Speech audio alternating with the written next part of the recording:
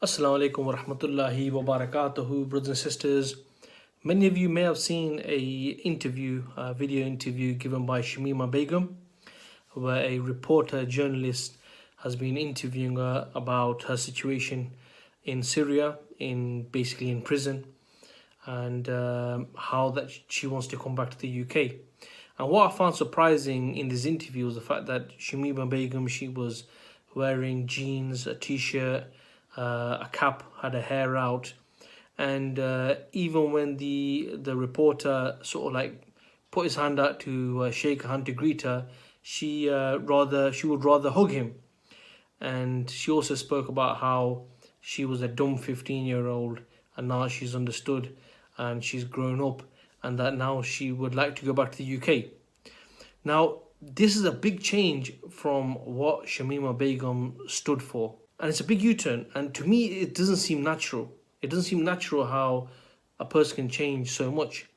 But at the same time, what you have to understand is here's a sister who left the UK at a young age, who went to Syria, went into a war zone, who, lost about 4 children, who was captured, who's been in prison. So it obviously, this is not a normal situation anyway. So the behavior that you would get from someone like this is probably not going to be described as being normal. So whether it's mental issues, stress, I don't know what it is, but the reality is that the person who left the UK to want to live in the Shariah, this is a big U-turn, and that's why I don't think this is normal. I don't think this is natural. I think that maybe the sister has problems, big problems. But anyway, look, the issue here isn't about Shamima Begum, right? Because the reality is that here's someone who sacrificed a lot for the sake of Islam from her point of view. Okay, so you got to give her the benefit of the doubt about what the situation is and what's happening.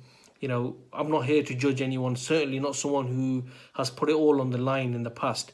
What I would say though is that I can see how she is going to be manipulated, because if you look at the message that the media can pick up on, is that the Khilafah, Shariah, this is all a dream. In fact, it's a nightmare.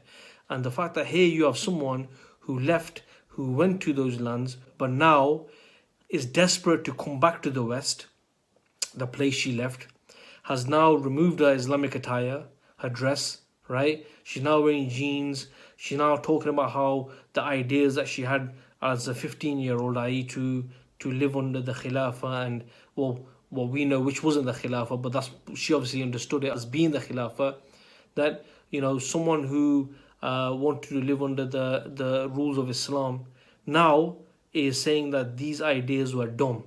Okay, so you can really see how if they do accept her back into the country, just say they do, a precedent has been set that if you carry certain ideas about wanting to live under Islam, the Sharia, under the Khalif, a unified Ummah, if you carry these ideas, then in reality, your citizenship can be taken away from you, and you don't belong here.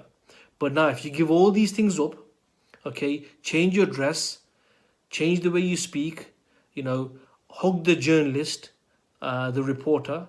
If you can do all these things and also say that the original ideas why you left the UK for, that they are dumb, and if they did accept her, then this is setting a precedent. The fact that, first point is that the idea, the dream that she left for, the Muslims who have this aspiration of living under Islam, under the Khilafah, under the Sharia, this is just a dream. This is just a myth. This is something which is not going to happen anymore. This is something which belonged to the 7th century. This is not something which belongs in the modern era. And who better to use as an example as someone who, left the West for this lifestyle, but now is returning back to the Western lifestyle. That's the first point. And the second point is the fact that Muslims who do carry certain ideas, they will not be accepted until they change their viewpoint, until they believe that, ideas of Sharia and Islam and stuff like this is something which is dumb, or this is something which, is for a previous era. And when we're in the West, we live how everyone else lives. We accept freedoms, we accept democracy. And if we do all this, then that's fine, we will be accepted. But if we don't, then we don't belong here. So you see how I think Sister Shamima Begum is going to be manipulated. I think her case is going to be used to try to portray these ideas and to then deter other Muslims from wanting to live under Sharia, from having the aspiration of one day going back to the Muslim lands to live under Islam, to deter them that, look, this is not realistic, this is not going to happen.